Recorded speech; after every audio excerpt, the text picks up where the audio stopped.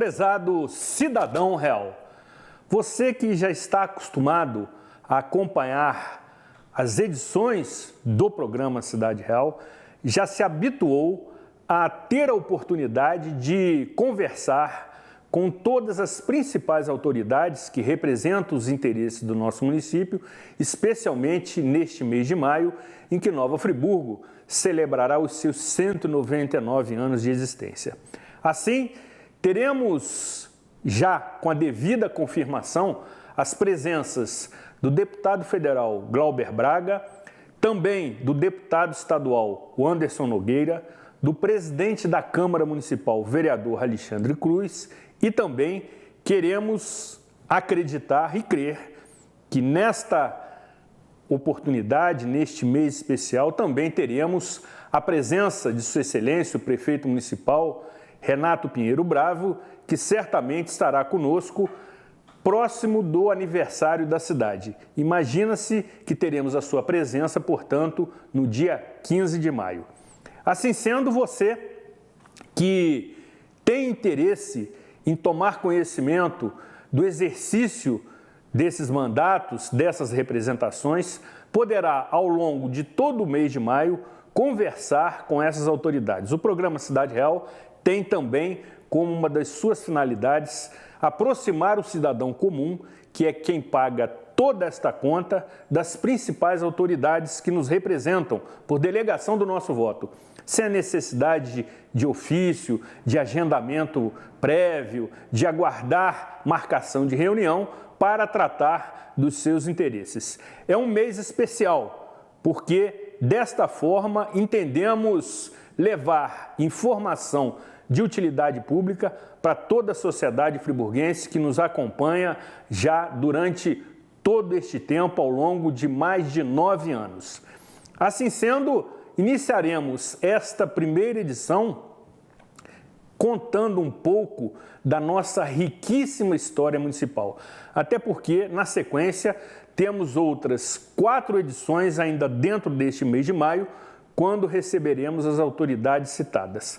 Para iniciar os trabalhos, para abrir este mês de forma bastante, eu diria, justa, honesta e adequada, iremos conhecer um pouco dos detalhes da criação do nosso município, dos 100 primeiros anos, que certamente trazem informações, fatos e acontecimentos desconhecidos da grande maioria dos cidadãos friburguenses. Enfim, trataremos de aspectos históricos que sempre despertam muito interesse de todos aqueles que nos assistem, considerando-se, sobretudo, que estamos também a caminho dos 200 anos. Particularmente, entendo que as mudanças significativas que a cidade precisa não acontecerão, até porque não dispomos de 2 vetores principais para que isso aconteça, ou seja, tempo e recursos. Como não há nenhuma das 2 possibilidades disponíveis, nos resta apenas tentar preparar uma festa bastante comemorativa para o nosso bicentenário. E quem sabe, quando estivermos em 16 de maio de 2018, lançarmos um projeto ambicioso para os próximos 100 anos.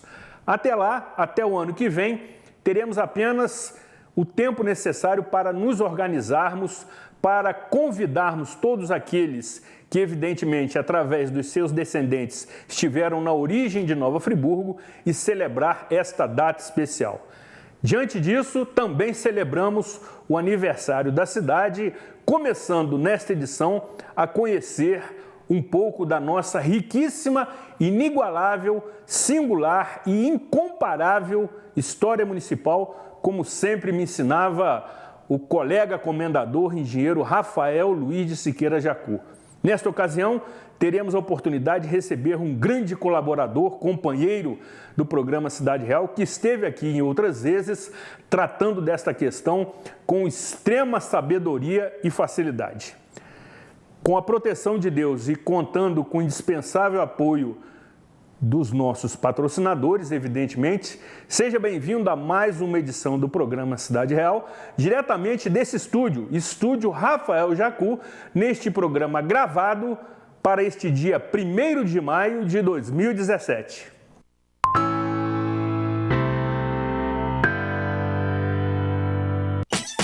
Quer otimizar o seu tempo e em uma única parada deixar o seu carro seguro? A Toyosserra tem um padrão de qualidade Toyota. Mão de obra especializada em mecânica, funilaria e pintura. Venda e troca de pneus, peças e acessórios genuínos e muito mais. Tudo com atendimento de confiança, desde o agendamento até a entrega. Na Toyosserra você tem um serviço completo, realizado por uma equipe.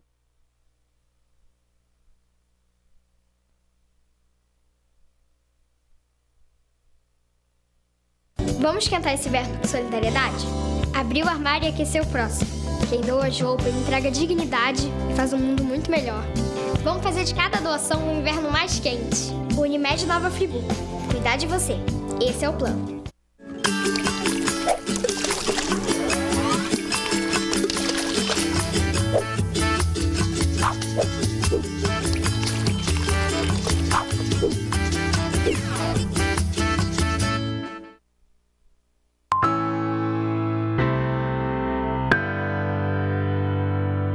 Programa Cidade Real, credibilidade, imparcialidade, informalidade e um toque de bom humor nas noites de segunda-feira, tratando nesta primeira edição de maio da história municipal, que realmente é a base de toda a criação de Nova Friburgo. Precisamos conhecer mais e melhor, com mais profundidade, os detalhes que estiveram na origem do nosso município.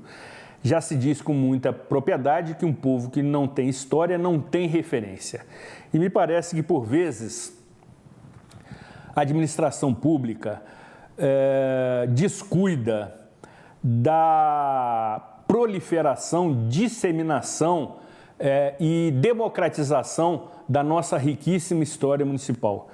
Seria muito interessante que, sobretudo, a rede municipal de educação tivesse a iniciativa de disseminar aspectos históricos de Nova Friburgo junto a determinadas faixas etárias dos alunos que frequentam a rede municipal de ensino. Seria uma maneira de transformá-los, inclusive, em agentes multiplicadores da nossa história, conhecendo detalhes absolutamente fundamentais e importantes da origem do nosso município.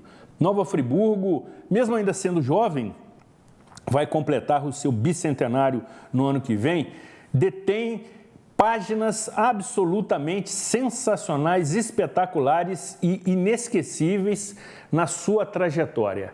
E o programa Cidade Real, inclusive, tem esse nome baseado na nossa criação por um decreto do rei Dom João VI, tem também por finalidade levar até você informações que lhe servem de orientação, de reflexão para você compreender melhor determinadas situações e movimentações da cidade que foram calcadas, foram, eu diria, nascidas ao longo da nossa história.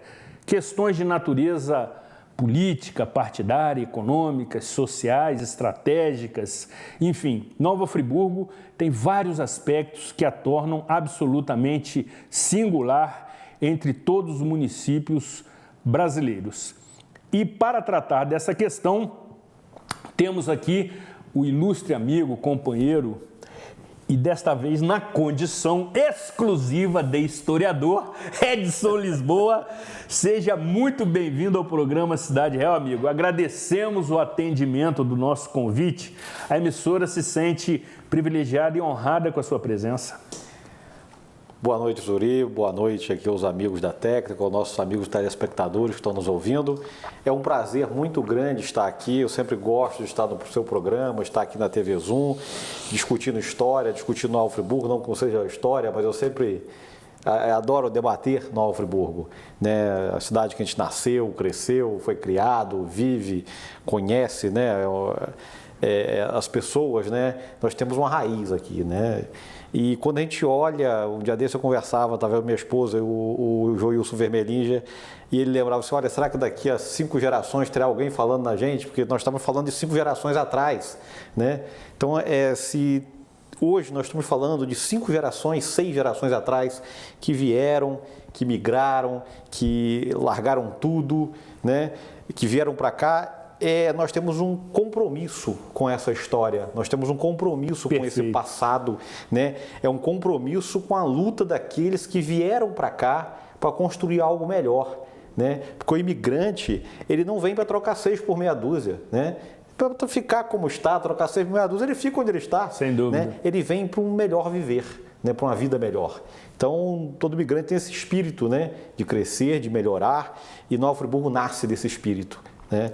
Num momento de escravidão, no momento do Império Português, com a expansão da escravidão, se estabelece um núcleo de trabalhadores livres. Isso é ímpar no Império Português, né? É a primeira experiência de colonização organizada da América Latina. É a primeira experiência. É a primeira experiência. É a primeira experiência de reforma agrária da América Latina, porque é a primeira vez que o Império Português doa a terra para colonos pobres, né? Foi aqui em Nova Friburgo, 1819 com os colonos suíços, depois 1824 com os colonos alemães. E isso é muito bonito, isso é muito especial. Nós temos que cuidar muito bem disso, estudar muito bem isso, porque a história ela não é estanque, ela não é parada, né?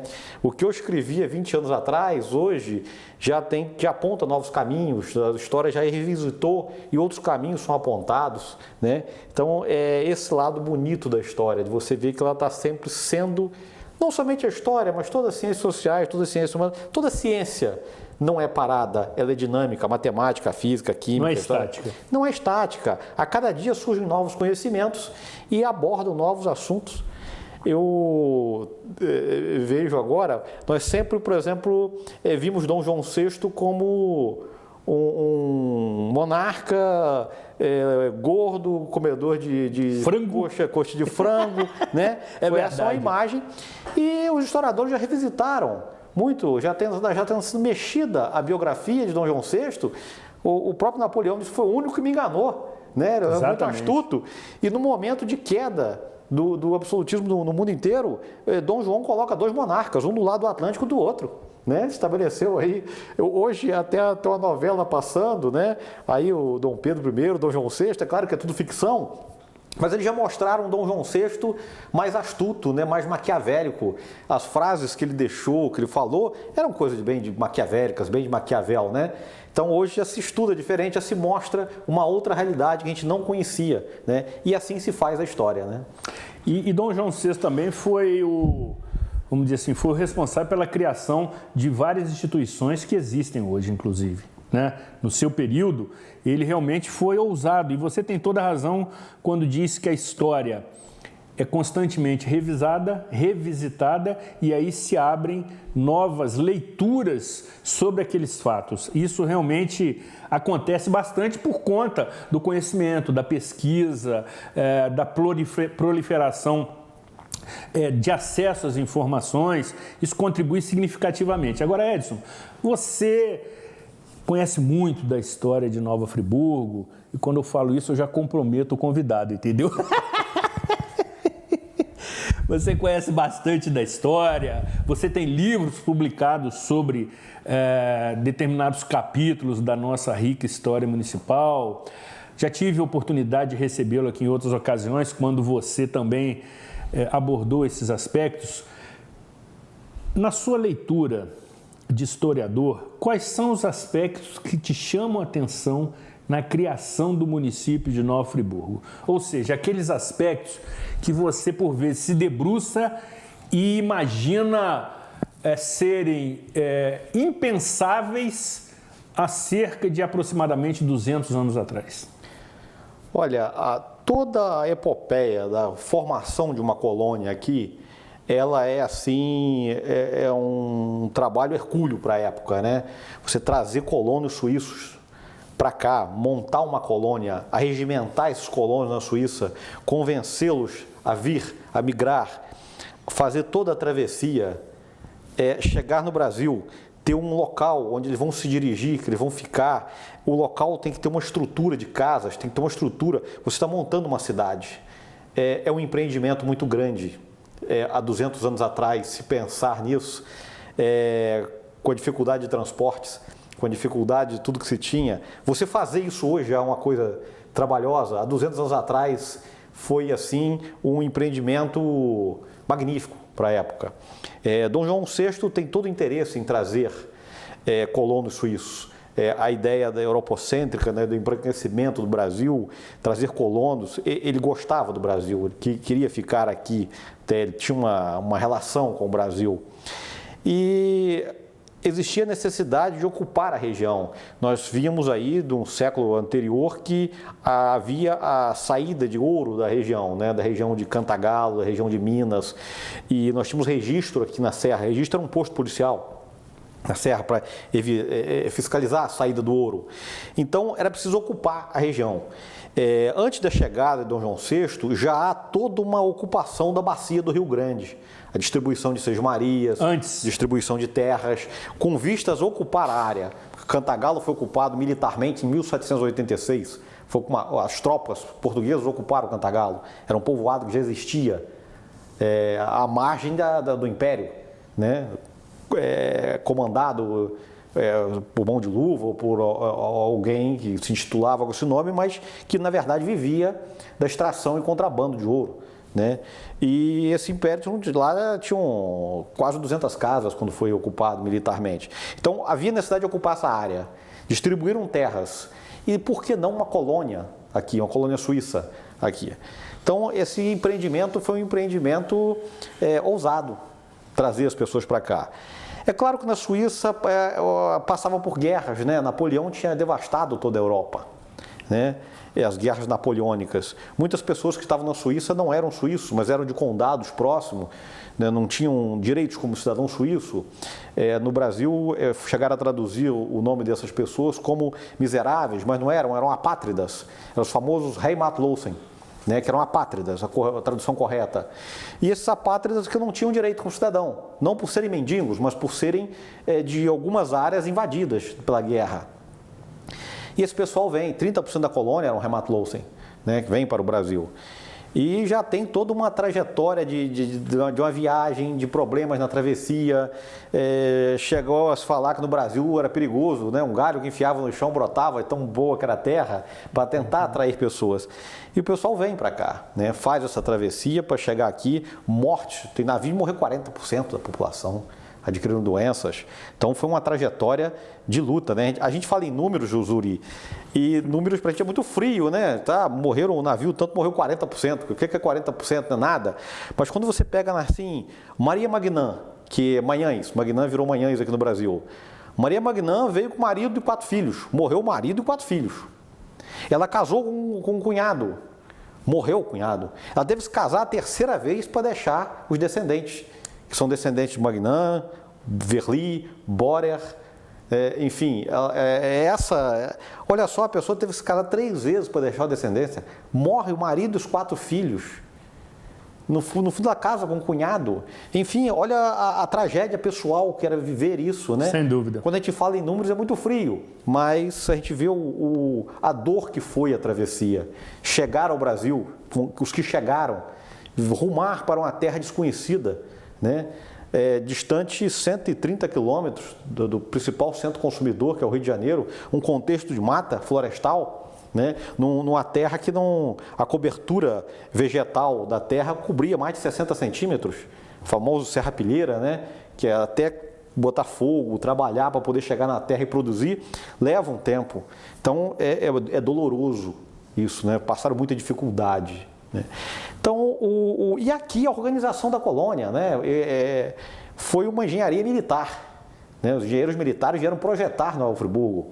Os caras constroem, projetam biblioteca, moinho, uma praça. Você vê que Nova Friburgo tem calçadas enormes, tem uma avenida enorme, né? Tem toda uma estrutura. As ruas, inclusive, do centro, são perpendiculares e elas têm continuidade após a praça. Exatamente, né? É toda dividida. Isso mostrando que houve um planejamento. Houve um planejamento, né? Eles pegaram o vale do Bengalas, né? Pegaram todo o Vale do Bengalas, é a maior concentração de terras planas, onde o Bengalas inundava, né? Serpenteava, e eles vão construir uma cidade ali.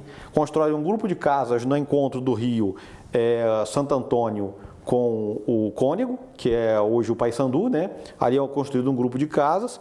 Outro vai ser construído na Praça Getúlio Vargas, um grupo de casas para os colonos, e um grupo de casas onde vai para Cantagalo, que é um bairro que eles chamaram de Village de Bar, a Vila de Baixo, que até hoje tem o nome de Village, né? É o bairro da Village. Esses grupos de casas para abrigar os colonos. Então foi todo um empreendimento enorme.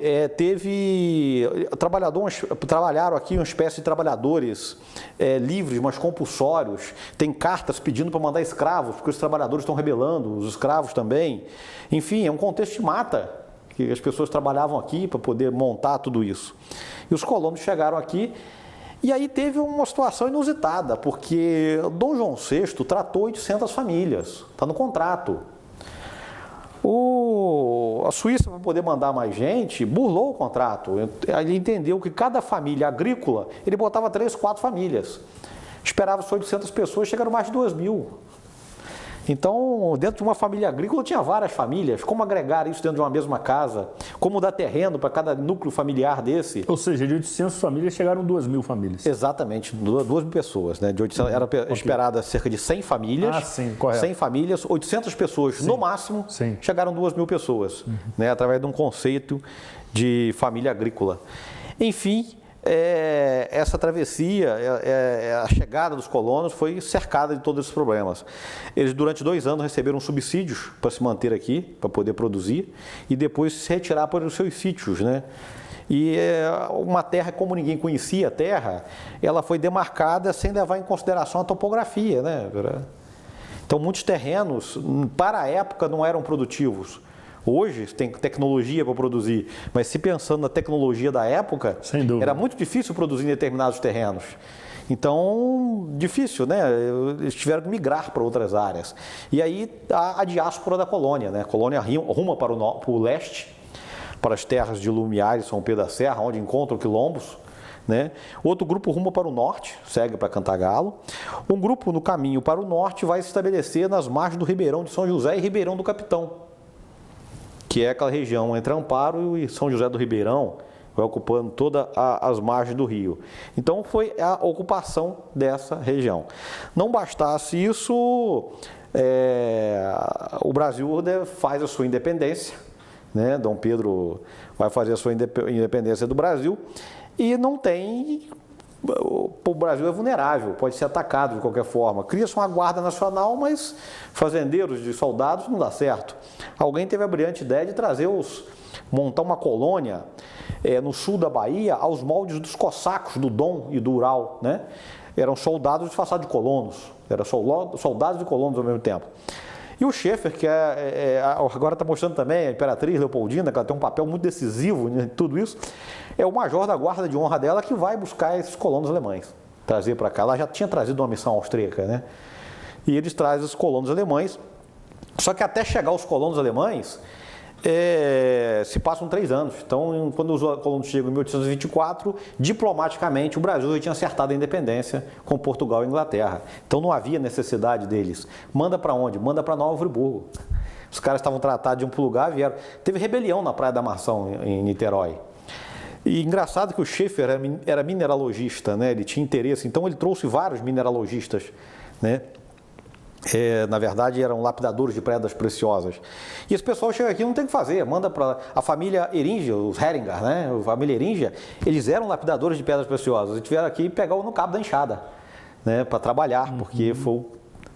Então foi essa teia que começou aí a nossa história, né? A nossa cidade, ela surge dessa convulsão de acontecimentos E a população, diante da dor, do sofrimento, tem que se reerguer, tem que continuar.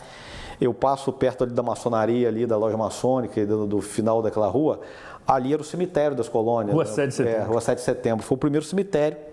Na Rua 7 de Setembro, o primeiro cemitério da colônia foi ali. Mas ali havia cheia do Rio, né? Então, logo os colonos tiveram que abandonar aquele cemitério e construir outro, mais no morro, aqui em São João Batista, porque ali entrava água, tinha enchente naquela região.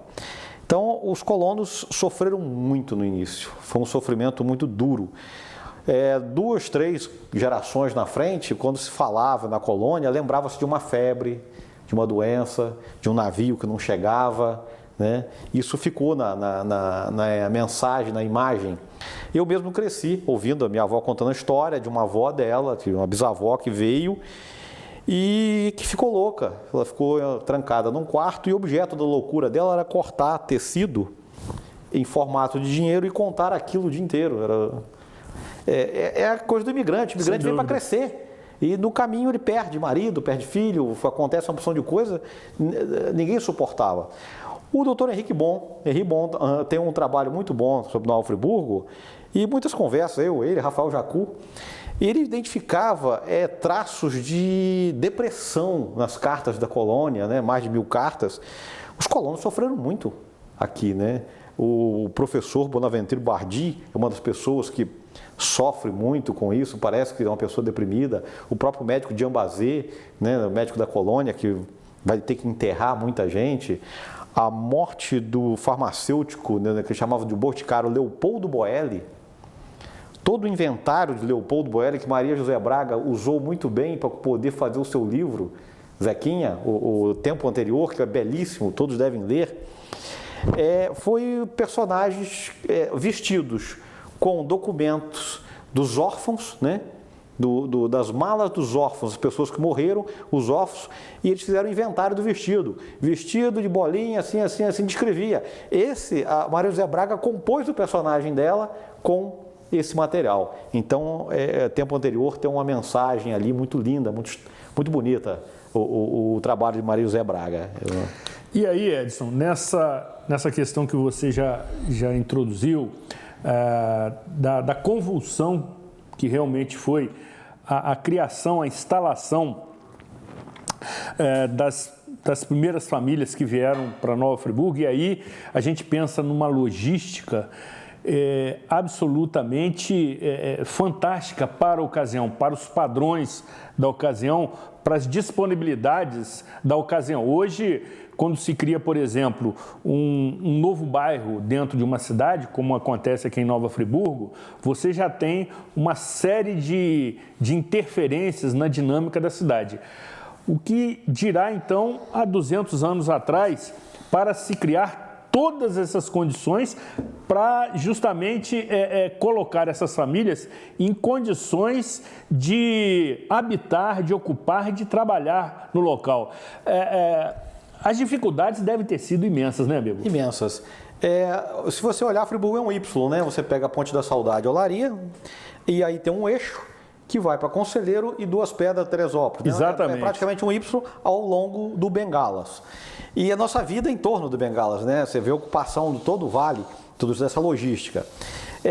Jaime Jacu tem um trabalho interessante que ele mostra o Porto do Cunha, que era ali em Duas Pedras, onde as pessoas atravessavam as tropas para Cantagalo numa balsa. A primeira grande intervenção urbanística na cidade foi cortar a estrada ali perto onde hoje é a Aga, por trás ali, para que as tropas passassem sem precisar passar na balsa. Porque ali o Bengala espraiava as suas águas, né, e acabava se tornando um grande alagado, né, naquela região. Então, aquilo ali foi uma das grandes obras urbanísticas, uma das primeiras a fazer, você ligar para Cantagalo, via Pena, sem precisar atravessar de balsa, né. Então, para você ter ideia da dificuldade que foi estruturar essa cidade. E eles deixaram uma estrutura projetada para muitos anos. Tem uma foto que eu acho linda, você de vez em quando abre o seu programa com ela. É uma foto em que você vê o centro de Nova Friburgo, a Avenida Alberto Braune. Você vê o trem passando Umas pessoas de bicicleta, Exatamente. um outro grupo de carro e um outro grupo andando numa calçada muito larga. Aquilo, para mim, é o sinônimo do urbanismo. Exatamente. Quando se fala do novo urbanismo, Yangel, eu lembro daquela foto. Exatamente. Você tem os 4 modais de transporte, Exatamente. os 4 modais de transporte dentro de uma cidade. Nós perdemos 2, nós andamos para trás, nós perdemos 2, perdemos o trem e perdemos as bicicletas. Ficamos só o transporte e os carros. Mas aquilo ali é lindo. Aquilo ali é de um planejamento impecável. Impecável. Muito bom e que é uma pena que nós perdemos isso. Teremos que retornar. A gente tem que retornar o que a gente perdeu lá atrás. A gente era feliz e não sabia. Exatamente, exatamente. Né? E acerca dessa dinâmica, o que sempre me chamou a atenção foi o convívio das pessoas com esses meios de transporte de forma muito natural. As pessoas caminhavam naturalmente pela praça e com um trem passando ao seu lado, o que hoje seria motivo de grande comemoração, grande surpresa, grande admiração. Esses modais de transporte, conforme você muito bem disse, conviviam com naturalidade no cenário da cidade. O trem tem até algumas crônicas que é muito engraçadas. Diz que na inauguração do trem aqui, se for conviver rápido, né? Conviver tranquilo, essa convivência. A primeira vez que o trem chegou aqui, o pessoal da zona rural, o pessoal da cidade veio tudo acompanhar. A inauguração da estrada de ferro, né? Uma grande novidade do momento, encurtando aí a distância entre o Rio e Nova Friburgo. E ali onde o ABC, ali era um grande curral que era alugado para botar os cavalos para quem vinha de fora. E quando o trem apontou daquela esquina ali, que abriu, apitou, aquilo saiu arrebentando. Teve gente que perdeu o cavalo ali que não achou mais. Até hoje. Então, até aprender a convivência com o trem. Exatamente. Agora, Edson, avançando um pouco na cronologia, quais são os principais fatos e acontecimentos do primeiro centenário de Nova Friburgo? Muito está se falando acerca dos 200 anos, do bicentenário, mas pouco se divulga e, portanto, pouco se conhece dos primeiros 100 anos de Nova Friburgo, que culminaram, inclusive, com a criação do nosso hino municipal. Que momento é esse da história municipal? Quais são os destaques? Quem foi o grande articulista desses primeiros 100 anos de Nova Friburgo? Bom, aí nós temos 2 fatores fundamentais, né? Um deles vamos chamar do café. O café, se não fosse o café, a gente não teria chegado ao que chegou. Aquela plantinha que era usada em Jardim, no Rio de Janeiro, que o vice-rei de Portugal chamou fazendeiros de campos para dar mudas, e o pessoal jogou fora, saiu o pau da vida, porque planta enfeitar jardim, plantado inicialmente no Morro do Corcovado, da Gávea, ali. Aquela plantinha começou a fazer muito sucesso na Europa. Depois da Revolução Francesa, que o café entrou na Europa, que o café era proibido, era uma planta que vinha do lado herege do mundo, da Abissínia, né, atual Etiópia. O café entra na Europa como bebida exótica, bebida proibida, não tem nada pior que coisa proibida, né? Sem dúvida, mais atraente. Tem até marca, já bota lá proibido para ver se o cara quer, né? Exatamente. Então, o café tomou conta. E na Revolução Francesa foi feito nas casas de café. As casas da França, em Paris, tinha muitas casas de café. Sempre foi ligado a uma bebida intelectual, né? Tinha cafeína, né? Londres tem muitas casas de café no final do século. Os comerciantes do vinho temiam o café, concorrência do café. Mas o café emplacou na Europa. E estava bom produzir café para vender lá. Então o café começa a expandir pela Baía de Guanabara, vai chegar a Cantagalo, vai chegar nessa área. E quando ele atinge todo Cantagalo, tem uma carta do presidente da província, Paulino José Soares, que em 1956 vai dizer o seguinte, 1856, olha, o café é o primeiro item das exportações brasileiras, o Rio de Janeiro é o maior produtor. Então, Nova Friburgo, ela vai ficar estrategicamente localizada entre o polo produtor de Cantagalo e o porto exportador do Rio de Janeiro. Essa estratégia, ela vai ser a capital cultural e comercial de toda a elite cafeira. Vai ficar aqui. Por isso que vem o trem, por isso que vem as escolas jesuítas, depois o Nossa Senhora das Dores, para educar as meninas, né? Vem tudo a partir de 1850. Os colonos suíços que se dedicaram ao café, enriqueceram, se tornaram próximos cafeicultores. Enfim, o café é um divisor de águas na colônia de Nova Friburgo. Nova Friburgo ganha áreas de metrópoles, tem teatro que vem se apresentar aqui, Cine Teatro Dona Eugênia, tem, enfim, Nova Friburgo respira a corte. Tínhamos outras línguas, inclusive, que eram faladas aqui no município, né? Se você observar bem, dessa época, quem nasceu e criou aqui em Friburgo, se você passasse assim, você conhecia o pessoal de Lumiar, São Pedro, pelo sotaque. Pelo sotaque. Né, na década de 70, depois que a estrada passou, que houve mais coisa, mas existia um linguajar diferente que a gente sabia. As pessoas de tal lugar, a gente vivia, isso era bem... A globalização está acabando com tudo isso, né? Sem dúvida, sem dúvida. Existia isso na cidade. Então, Nova Friburgo tem esse boom do café. E o barão de Nova Friburgo vai ser o grande cacique, chega a ser o homem mais rico do Brasil, né? Há viajantes que passam pelo Brasil, fala que ele é o verdadeiro imperador, ele morava num palácio, o imperador morava num casebre, comparado com o palácio dele. Ele vai ser o grande cafeicultor, né? E seus filhos ele vai botar 26 fazendas entre Rio de Janeiro e Cantagalo. São 26 fazendas. 26 fazendas. 26 fazendas. Vai interligar essas fazendas. Ele tinha aquela frase, minhas asneiras eu as faço de cal e pedra. Né? Então ele construindo aquelas fazendas monstruosas, vai imobilizar capital nas fazendas, imobilizar capital em escravos. Né? A produção do café vai basear em um sustentáculo muito frágil, economicamente muito frágil, que é produção para o mercado externo e baseado em mão de obra escrava. São dois sustentáculos frágeis demais para manter uma economia. E o Brasil vai sustentar disso até a primeira crise, que é com a abolição, até trazer colonos, montar, remontar, transformar escravos em colonos e meeiros, né? Há um baque no café. Em 1906, os cafeicultores vão fazer um acordo com o governo, um acordo ótimo. Olha, você compra todo o excedente, eu vou produzir quanto eu quiser. E o que não conseguir vender, você compra. Foi ótimo. Sem dúvida. Sensacional. Foi ótimo até quebrar, porque isso aí não tem futuro. Durou mais de 20 anos. Né? O governo foi comprando excedente até quebrar. Intervenção da economia. Pô, isso não existe, isso não funciona. Né? E quebra o café. Quando você fala no segundo momento, do centenário nosso, nós estamos vivendo essa transição.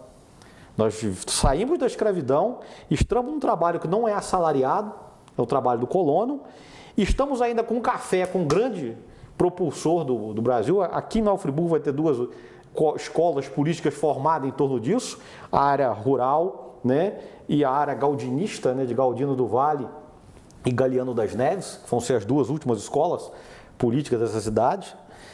E Galdino do Vale tem um grande saque nessa questão.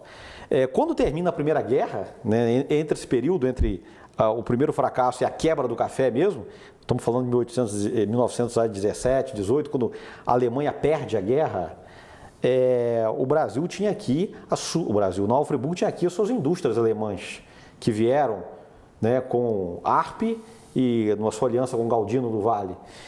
E a Alemanha está mal. A Alemanha tá suja, né? Acabou de perder uma guerra.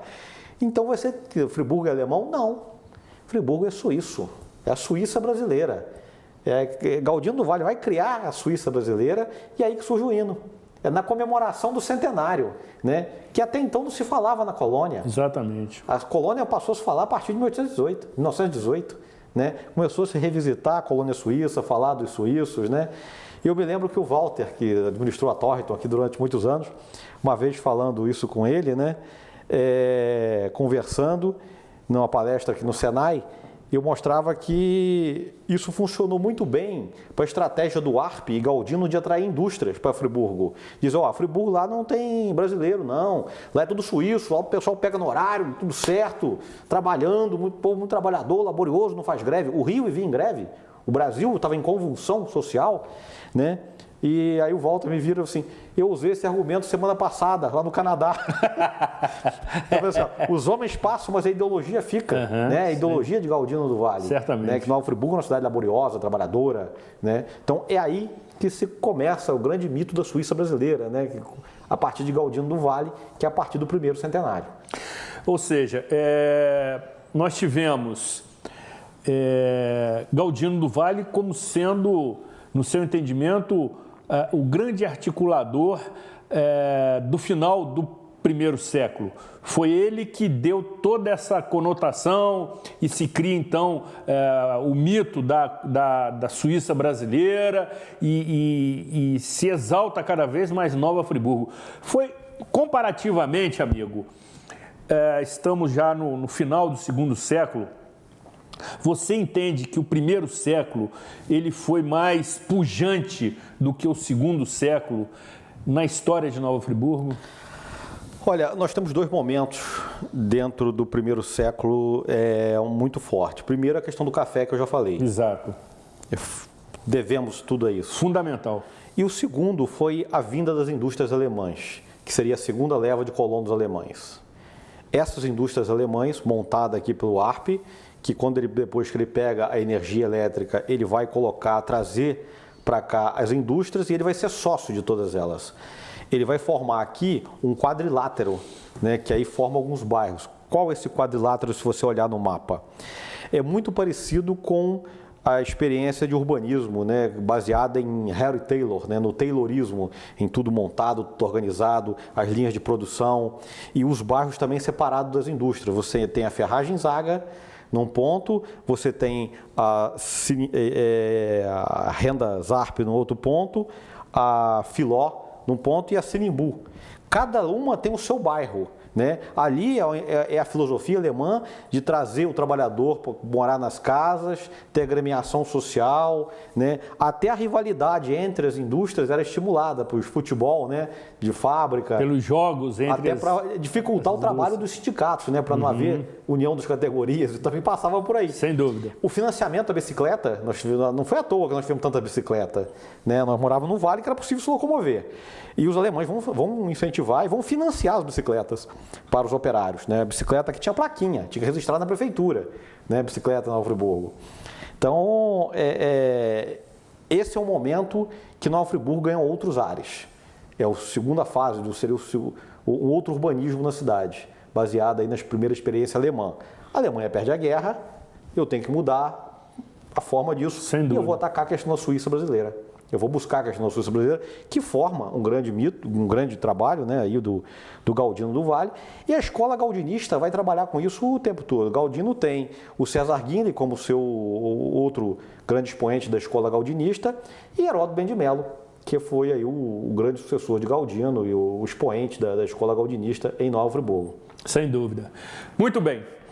Depois do intervalo, continuaremos conversando sobre a nossa história municipal, que realmente tem capítulos assim absolutamente fantásticos e que mostram um enredo por vezes impensável em tão pouco tempo, mesmo próximos de completarmos 200 anos de existência, mas diante de inúmeras outras cidades, Nova Friburgo ainda pode se considerar jovem.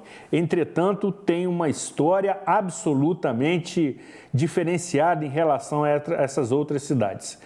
Também quero lhe avisar, obviamente, você já percebeu, que a sua concorrida participação está prejudicada. Por conta do feriado, você que está aí tranquilo, no sossego e no conforto do seu lar, acompanhando todo esse relato histórico do companheiro Edson Lisboa, já percebeu que, evidentemente, por se tratar do dia 1º de maio, Dia do Trabalhador, tivemos que antecipar a gravação deste programa e, desta forma, a sua concorrida participação, conforme disse, fica prejudicado. Entretanto, retornará na próxima segunda-feira, conhecida como dia 8 de maio, quando teremos aqui a presença já confirmada do deputado federal Glauber Braga, que abordará uma pauta nacional, mas que tem influências diretas no cenário municipal, como também o seu relacionamento com o município de Nova Friburgo. Também será outro programa absolutamente imperdível. Depois do intervalo, retornaremos conversando sobre esses momentos fantásticos de Nova Friburgo. Muito temos que conhecer, muito temos que aprender. E é importante que programas também semelhantes ao nosso, como observamos em outros canais locais de TV por assinatura, o façam. Precisamos conhecer a nossa história, precisamos conhecer a história da nossa família. Um povo sem história é um povo sem referência. E nada mais do que natural, justo e eu diria indispensável e obrigatório que, de certa forma, já comecemos uma doutrina de tentar levar ao povo, de uma forma geral, nas suas mais diversas representações, a rica história municipal. E aí, evidentemente, quem deve liderar e ser o agente catalisador de todas essas iniciativas deve ser o poder público, tanto executivo quanto legislativo. Não saia daqui, afaste-se do seu controle remoto.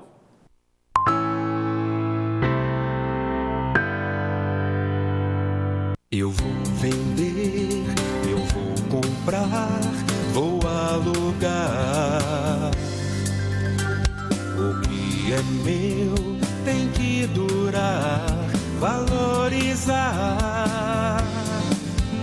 Só na Predial posso confiar, tem tradição. Predial Primos Imóveis. Valorizamos a vida desde o início e nos últimos 20 anos fizemos muitos amigos, dentro e fora da empresa. Criamos o SAF Assistencial, o SAF Plus, o Clube de Descontos, o Memorial e agora o SAF Pet. Sempre com um único objetivo, apoiar a você nos momentos difíceis e também nos felizes. Graças à sua confiança, estamos comemorando 20 anos de vida. SAF, o seu amigo de todas as horas.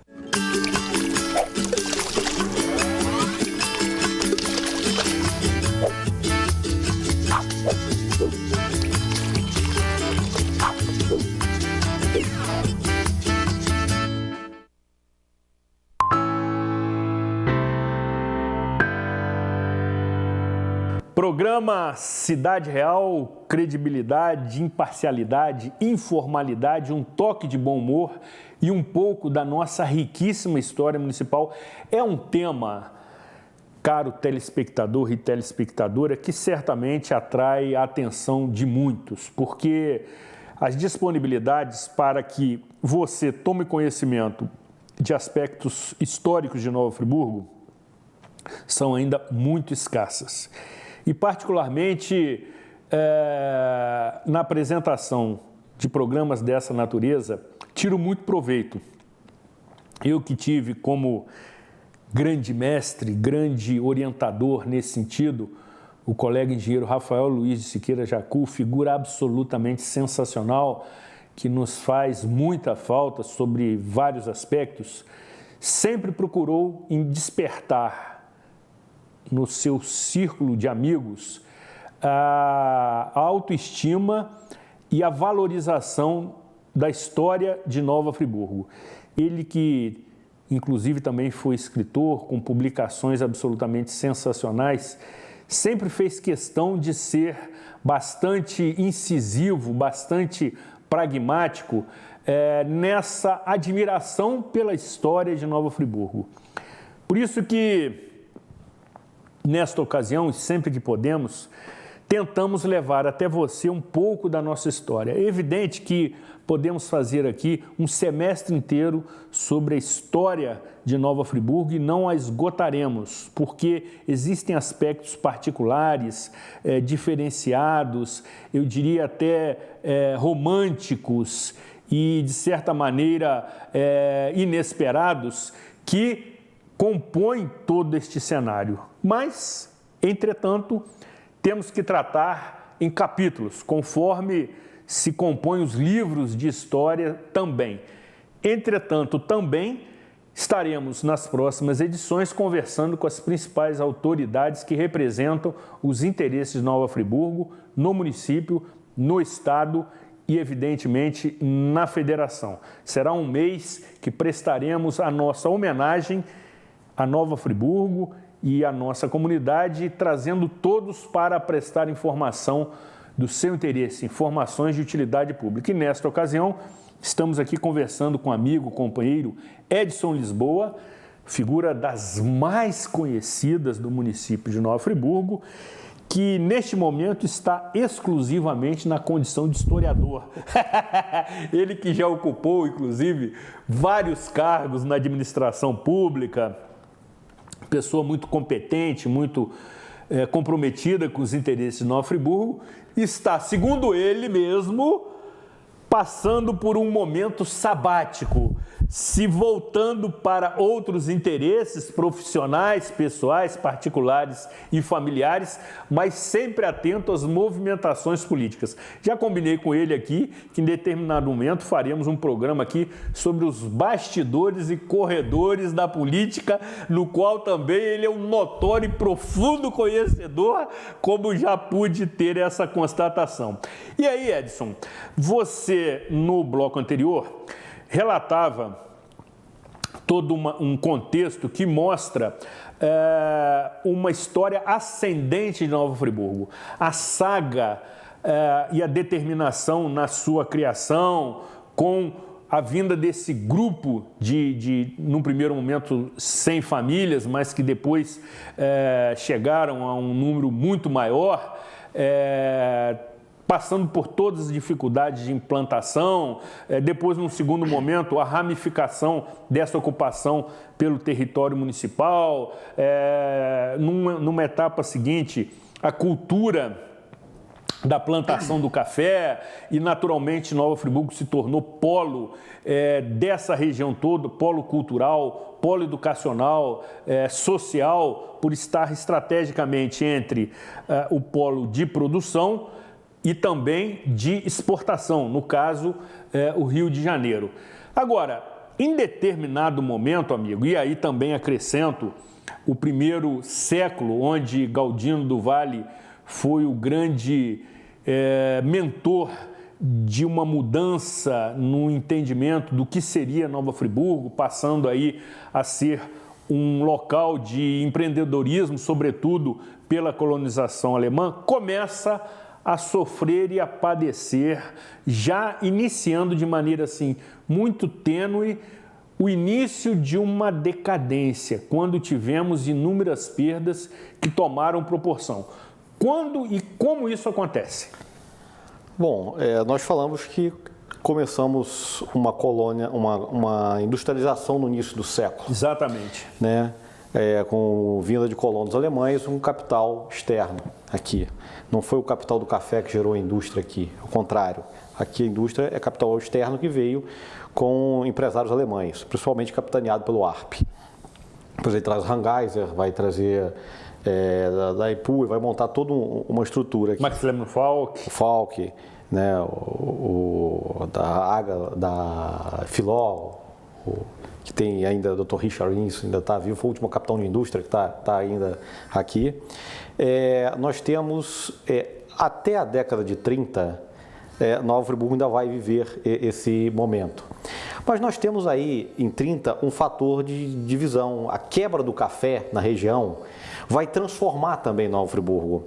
Imagina que toda a região de Nova Friburgo, todo o nosso entorno, Duas Barras, Bom Jardim, Cordeiro, Cantagalo, São Sebastião do Alto, Santa Maria Madalena, toda essa região produzia café.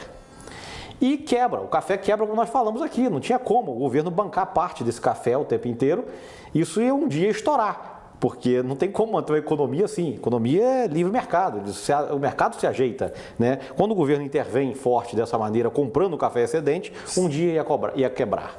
E quebrou. E quando quebra... Amigo, você só me permite interromper? Tem alguém querendo falar insistentemente com você agora. Pois é, figura das mais conhecidas, grande parceiro, grande amigo, mas evidente não sabe que nesse momento você está aqui gentilmente nos atendendo na gravação desse programa.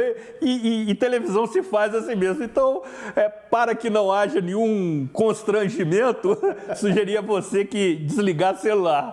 Continue, companheiro. Depois remeta um forte abraço para quem estava tentando falar com você. Tá ok.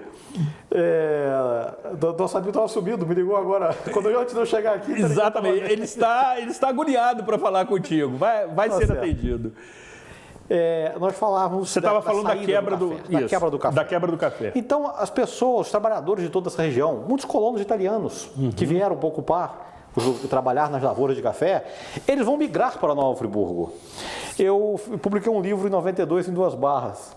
E eu me lembro muito bem, eu li as atas da Câmara, e o prefeito lá, Djalma Dantas de Guzmão, ele vai à Câmara e faz um discurso, a crise do café é passageira, tranquilo, daqui uns 3 meses está tudo voltando normal. Esse discurso, inclusive, continua muito atual, hein? No ano seguinte, o município dele tinha metade das pessoas só. Que isso? De 20 mil pessoas, caiu para 10. Né, do município de 2 barras. Quebrou, saiu todo mundo, são 10 mil pessoas de um município. Você imagina um município virar pela metade. Isso aconteceu em todos os outros. E onde esse pessoal vem trabalhar? Vem trabalhar nas indústrias de Nova Friburgo. Né? Depois da Primeira Guerra Mundial, crescimento industrial muito forte, e eles vão para cá. E aqui eles vão procurar alguns bairros, vão trabalhar, tentar morar perto das fábricas. Né? Então, essa leva, eu até tenho agora me dedicado um pouco mais, me interessa esse estudo da colônia italiana, eu acho interessante, porque os Spinelli, que começaram com serraria, carpintaria, eles vão montando a famosa mesblinha de Nova Friburgo, né, uma loja de departamentos, eles vão trazer grande parte dos trabalhadores italianos e vão empregar no Spinelli. Então, muitas famílias italianas vieram para cá e foram trabalhar no Spinelli, trabalhar em outras indústrias de Friburgo. É interessante, eu acho interessante que eu nasci no bairro de Duas Pedras, fui criado lá, e Duas Pedras parecia ser um bairro muito italiano, famílias italianas. Ele foi formado assim à margem da estação de cargas, onde tinha o Spinelli, e os jesuítas formaram uma colônia lá. E os jesuítas de Nova Friburgo não são espanhóis, são italianos. Né? E eles montam, o Padre Pesce era de lá, vai ser coroinha dos jesuítas, né? E depois se torna o grande padre jesuíta aqui em Friburgo, no Rio, né? O nosso abraço ao Padre Pesce. Sem dúvida. Né? Então, ele mora lá. Então, várias famílias italianas estão lá e os italianos começam a fazer pregações ali e eles vão montar uma colônia ali, vão montar uma igreja, a igreja do Imaculado Coração de Maria, São Pedro e São Paulo, né? Que, a princípio, era uma extensão do Colégio Jesuíta. Só na década de 60 que ela passou a ser uma paróquia, né? Antes era uma capela comandada ali pelos padres jesuítas. Então é nessa área bem italiana que muitos imigrantes italianos vão se concentrar, né? Eu brinco que aquilo ali parece uma bexiga friburguense, né? Um bairro como o bairro de São Paulo. Então, essa leva, nessa vinda para cá, não foi só a questão do café, mas os trabalhadores rurais, eles passaram a não ter direito nenhum. O trabalhador urbano, em 1934, passou a ter o seu Seguridade Social, ele se aposentava. Né? As famosas CLT que derrubaram agora do Getúlio Vargas. Então, o cara ia ficar na zona rural, para quê? Se na cidade ele tinha direito a se aposentar, ele conseguia, então houve uma migração. Nós viramos o Brasil em 3 décadas, né? Nós tínhamos 20% das pessoas na zona urbana, 80% na zona rural, nós fizemos assim. Exatamente. E é aí que começa o que você chama de decadência, eu não gosto de usar a palavra decadência, mas talvez de uma transformação. A ocupação desordenada de determinados bairros, uma expansão urbana muito grande, sem um planejamento, o planejamento que teve para fazer Nova Friburgo foi abandonado. Foi abandonado, né? Então, isso começa a mudança de perfil da cidade. Essa mudança de perfil. E isso vai se acentuar, nós temos as grandes indústrias aqui, os trabalhadores vão até a quebra da década de 80, até a década perdida. A década de 80, que chama-se de a década perdida, foi a principal transformação, onde as grandes indústrias quebraram, pessoas que trabalhavam nessa indústria passaram a montar pequenas fábricas, pequenas indústrias, né? E hoje o que sustenta Nova Friburgo, a lingerie, muitas indústrias metalmecânicas saíram de dentro da AGA, né? Profissionais que saíram de dentro da Ferragens AGA. Enfim, essa foi a década de maior transformação, e transformação para pior. Né? Na ocupação de espaços urbanos, na ocupação de áreas de risco, né? Sem um planejamento, sem uma estrutura de moradia adequada, de esgoto, de ruas, enfim, arruamentos, de bairros organizados. Não tivemos isso. Então, essa perda aí do glamour de Nova Friburgo, né, da década ela vai se intensificar nos anos 30, a partir dos anos 30, e nos anos 80, na quebra da indústria. A meu ver, esses são os 2 grandes pontos de transformação da cidade muito grandes. Só para a gente esclarecer ao telespectador, e aí quero aproveitar a sua citação ao Padre Pesce para cumprimentar toda a família Pesce, que sempre nos acompanha, até porque todos são ilustres tricolores e aí temos, temos algo muito forte que nos une, e o nosso repórter cinematográfico Duvaldo JR, que é descendente do nosso grupo, até porque também é um ilustre rubro-negro, já se contorce na sua cadeira, preocupado com a decisão do Campeonato Carioca. Falaremos disso em outra ocasião.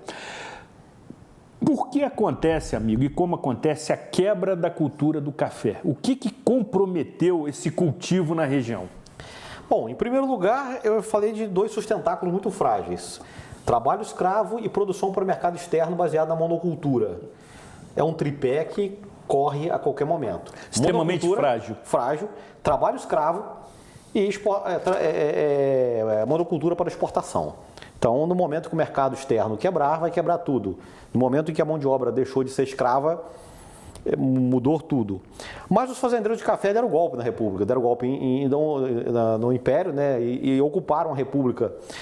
E na crise, no convênio de Taubaté, de 1906, eles eram o governo, então eles se intitularam, não tem problema, a gente continua mantendo a produção, porque quanto mais se produzia o café, mais barato ficava o produto. Então eles acharam uma solução ótima, o governo compra metade, o excedente. Mas como o governo vai arrumar para comprar o excedente? Apanha dinheiro emprestado, faz empréstimo para comprar o excedente. Isso não funciona.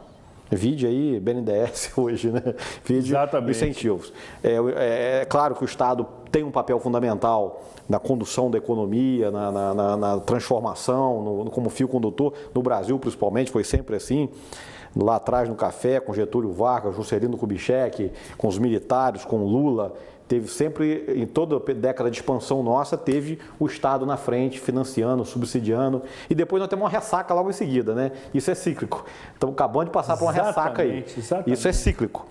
Só que o café não tinha futuro, não era sustentável. Não tinha como você tirar impostos para poder comprar café de fazendeiro, que ele plantava demais. Deixava que a economia se organizava. Se estivesse plantando muito e o café está dando pouco, no outro ano planta-se menos, né?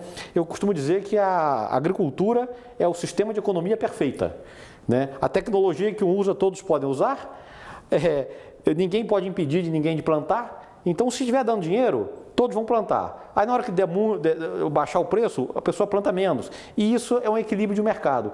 E foi nisso que o governo entrou. O governo desequilibrou esse mercado. Ele entrou comprando café, mantendo o preço, até quebrar. Não tinha como não quebrar. Então, a grande quebra do café foi não a quebra da Bolsa de Valores de Nova York. Aquilo foi apenas o estopim, que arrebentou tudo aqui. Mas nós começamos a cometer o erro em 1906, né? Comprando café e fazendo isso. Os fazendeiros, foi um bom negócio para eles enquanto durava. Sem dúvida. Não era sustentável. Sem dúvida. Né? Então, quando quebrou, aí a gente teve que redefinir os rumos. E nessa redefinição de rumos, nós jogamos a população rural dentro da urbana. Amigo, nós já estamos começando a caminhar para o final do programa.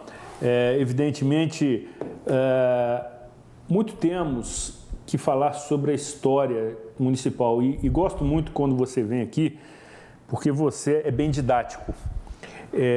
O telespectador que lhe assiste, ele acompanha a sua narrativa pela ordem cronológica, imaginando de uma maneira assim bastante até lúdica o que aconteceu, né? Rafael Jacu nos ensinava isso, né? Eu fui estagiário de Rafael Jacu. Exatamente. Você me contou, inclusive, passagens sensacionais. Ele tinha um bom humor. Dessa época. Tinha um humor refinado, figura que merece ser sempre lembrada como um grande incentivador da admiração que temos que ter pelo nosso município. Agora, não posso desprezar o seu grande conhecimento na área política. Isso está no seu DNA. Você é um entusiasta dessa questão, sempre conviveu com esses setores da política. Você tem uma leitura bastante interessante, já esteve aqui, inclusive, algumas vezes na condição de secretário municipal.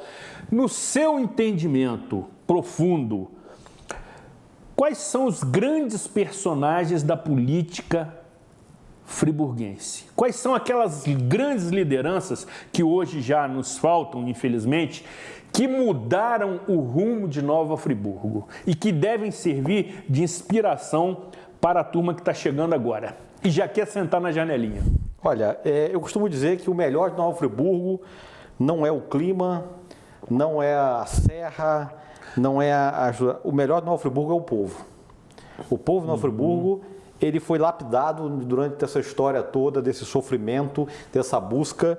Você vê que cai, ele levanta, dentro da queda, ele se reorganiza e levanta a cidade de novo. Nós quebramos com café, nós levantamos, nós quebramos café de novo, nos reerguemos. As indústrias metais mecânicas quebraram, nos reerguemos. As grandes indústrias têxteis quebraram e a gente se reergueu e produz moda íntima para o Brasil inteiro. E aí acrescente-se uma tragédia climática. E temos a tragédia climática que eu tinha certeza que a gente ia se reerguer, estamos nos reerguendo e a cidade está bastante, já respondeu de forma muito forte a isso. O melhor de Nova Friburgo é o povo, né? O povo de Nova Friburgo. O povo é acolhedor, é trabalhador, é empreendedor, né? Não veio para cá para trocar 6 por meia dúzia. Sem dúvida. Veio. E nós temos várias levas de imigrantes. Começamos lá atrás, com os colonos suíços, alemães, mas desses municípios vizinhos vieram muitos que não veio para trocar 6 por meia dúzia, veio para crescer e trabalhar, né? Então, nós somos formados por imigrantes, né? Em várias épocas da nossa história. E isso faz da gente um povo bem diferenciado, bem diferente do que a gente acostuma ver em outros lugares. A gente percorre algumas cidades, outras, a gente vê em Nova Friburgo esse diferencial. O diferencial de Nova Friburgo é o povo, isso não tenho dúvida. Agora, teve grandes pessoas que tiveram visões e apostaram nos seus resultados, costumo dizer que estavam 20 anos na frente, né? No mínimo. No mínimo, 20 anos na frente, que foram grandes empreendedores, que rumaram, fizeram a diferença na sua época, né? Temos aí o Barão de Nova Friburgo, né? Não há como negar que ele tinha um diferencial empreendedor, uma visão bastante diferenciada para a sua época. De futuro, né? É bastante pouco conhecida ainda a história da formação da sua fortuna, né? Precisa ser muito estudada ainda, mas é uma pessoa que conseguiu ter uma influência no período dele, é impressionante. Nós temos aí, na época da industrialização de Nova Friburgo, as figuras de Arpe e Galdino do Vale são fundamentais para tecer essa nova história da cidade, são pessoas que apostaram nisso. Essa escola galdinista, ela segue essa escola galdinista, e eu costumo dizer que Heródoto costuma estar 20 anos na nossa frente também. Sem dúvida. Com toda a loucura dele, ele está sempre um passo à frente. É verdade, é verdade. Ele e Rafael Jacu, a discussão dos dois era sensacional. Eu assisti muitas discussões dos dois, né? Mas você pode questionar ideologicamente, eles podem discordar, concordar, mas uma coisa é certa, o quanto eles gostavam dessa cidade, o quanto eles tiveram à frente do seu tempo.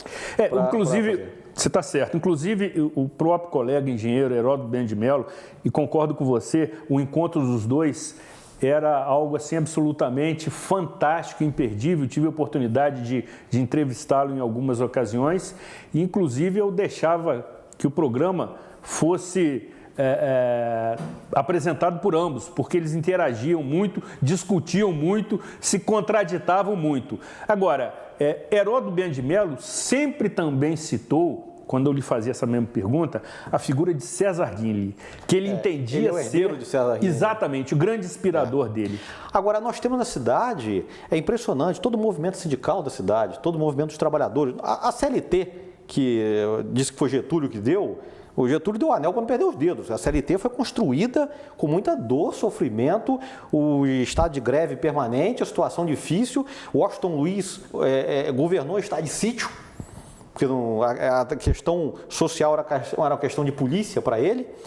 E Nova Friburgo viveu grandes líderes nessa época, e lideranças que foram de uma correção, de uma ética, e morreram acreditando naquilo, na sua ideologia, acreditando naquilo e defendendo. Eu destaco aí o Costinha. sindicalista Costinha, Licídio Teixeira, várias outras pessoas que conseguiram formar na cidade. Você pode não concordar com a ideologia dele, você pode discordar, discutir, mas você não pode discutir a figura humana. Você tem que reconhecer a liderança dessas pessoas. Reconhecer a liderança e a figura humana dessa pessoa. Sem dúvida. O caráter, a riqueza de caráter dessa pessoa. Sem dúvida. Isso é fundamental na cidade. Amigo, encerrando, e aí eu gostaria que você se dirigisse para aquela câmera para responder a seguinte pergunta. Temos motivo para comemorar os 199 anos de Nova Friburgo a caminho do seu bicentenário? Só temos, né? Temos sim, com certeza.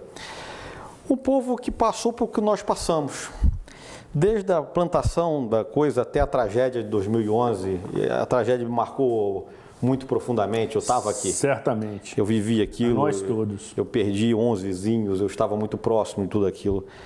E eu tenho certeza que esse povo sobrevive e esse povo se levanta.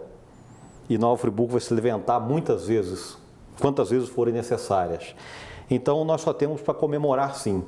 Claro que nós temos muita dor do que nós passamos, do que nós perdemos, de tudo que aconteceu, mas nós temos que comemorar. Nova Friburgo tem que comemorar. Uma cidade que nem Nova Friburgo, um povo que nem essa cidade tem, a capacidade que isso teve, a situação que nós chegamos agora, eu acho que uma situação de maturidade muito bonita nas eleições, uma transição muito boa para o novo prefeito, um diálogo permanente, todos os grupos da cidade tentando fazer o melhor por ela. Eu acho que a tragédia contribuiu muito para isso. Não tem que... Nossos adversários não estão aqui dentro, estão fora, estão em outros municípios, levando nossos turistas, levando nossos investimentos, Aqui não, aqui nós somos parceiros, amigos, né? Nosso partido é o PNF, Partido Nova Friburgo, que essa deve ser a nossa causa. Eu sou nascido, criado, continuo trabalhando no Banco do Brasil aqui na cidade, na agência, converso com muitas pessoas durante o dia e você vê no friburguense um orgulho muito grande de ser friburguense. E eu acho isso bonito, você gostar da sua terra. Até o friburguense que não nasceu aqui, mas se tornou friburguense porque veio para cá, gostou. Quantas pessoas passam por essa cidade e ficam? Sem dúvida. Né? O próprio Heródoto também, ele falava isso. Eu passei por aqui, adorei isso aqui. Exatamente. Fiquei, enfim, vários. Rafael era nascido aqui. Exato. A quinta geração dele era nascida aqui, como ele dizia. Então, muitas pessoas vieram para cá, construíram suas famílias. Quem não é imigrante é descendente de imigrante na Nova Friburgo. Seus pais vieram de outros municípios, vieram de outros lugares, vieram para cá. E nós temos um compromisso com essa geração passada. Perfeito. O que eles fizeram por nós lá atrás, será que nós estamos fazendo para a nossa geração futura? É isso que nós temos que nos perguntar.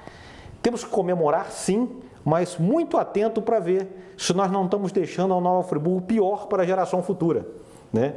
Eu costumo brincar que trabalhar o café plantado em leira para poder controlar os escravos foi uma técnica do passado, que hoje custa para a gente. Nós que estamos pagando por isso, porque hoje nós temos que melhorar a área toda de novo, replantar o café, fazer em curva de nível, e a terra nós perdemos. Então, ou seja, nós subsidiamos lá atrás. Então, é que a gente tem que pensar agora, o que nós estamos fazendo que os nossos netos vão estar subsidiando a gente. Esse é o nosso compromisso. Eu acho que esse é o nosso compromisso. Nova Friburgo só tem a comemorar sim, essa cidade que o povo que e eu tenho certeza que trabalhando junto, unido, Nova Friburgo vai conseguir fazer muito mais e no terceiro centenário de Nova Friburgo vai ter gente aqui agradecendo o que foi feito atrás, discutindo, apontando os erros e os acertos do que nós fazemos, mas com o mesmo amor que nós temos para Nova Friburgo como nós temos agora. Sem dúvida. Sem a nossa presença, infelizmente. Eu espero, se eu pudesse, não chegar atrasado lá, né? Companheiro, agradeço. Aqui, obrigado, tá? Muito bom você ter vindo. Agradecemos novamente o atendimento do nosso convite e a possibilidade de compartilhar com todos nós, com a nossa imensa audiência, os seus conhecimentos. Queremos tê-lo aqui de volta agora com mais disponibilidade, até porque você, conforme mesmo disse, está no ano sabático, cuidando de outros interesses. Eu estou dedicando a minha profissão, estudando um pouco, né? Muito bom. Estou com interesse na história de Nova Friburgo, principalmente na questão italiana, novamente. E dando um tempo, descansando um pouco, é muito cansativo. Recompondo as energias. Recompondo energias. E o programa Cidade Real, amigo, está à sua disposição quando você precisar, evidentemente, fazer uso desse espaço privilegiado. Entre em contato conosco, teremos imensa satisfação em lhe oferecer essa oportunidade de compartilhar com conhecimento e conteúdo com a nossa ordeira e, eu concordo com você, incomparável população. Eu agradeço, Suri, a oportunidade de estar aqui, agradeço o telespectador que nos acompanhou aqui, a TV Zoom. É um prazer estar aqui.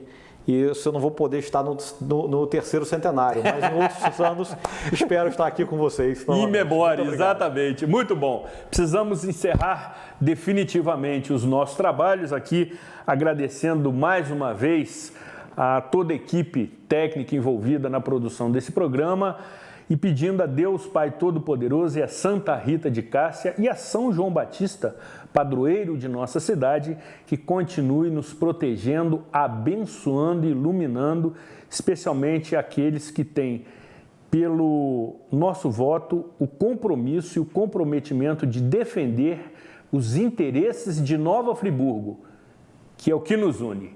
Cuidem-se bem e até a próxima edição.